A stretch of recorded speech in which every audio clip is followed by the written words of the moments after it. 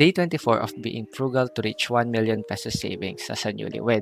Ito yung isang simpleng bagay na madalas nating nakakalimutan. Ngayon, pag-usapan natin ang salitang suporta. Sa journey namin mag-asawa, napakalaga ng suporta para maabot yung goal naming 1 million savings. Hindi lang ito tungkol sa pagtitipid o pag-iipon, kundi sa pagtutulungan, pag-intindi sa isa't isa at pag-angat bilang team.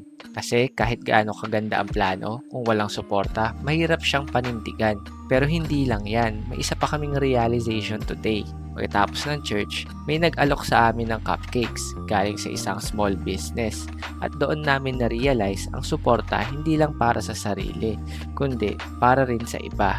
Bilang mga taong nag-start din sa maliit, alam namin yung pakiramdam na umaasa sa unang customer, unang bibili, unang maniniwala. Kaya kung kaya namin sumuporta kahit sa simpleng paraan, ginagawa namin.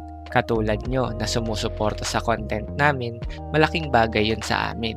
At hanggat kaya namin, ibabalik din namin yan sa iba. At ito yung dalawang bagay na tumatak sa amin ngayon.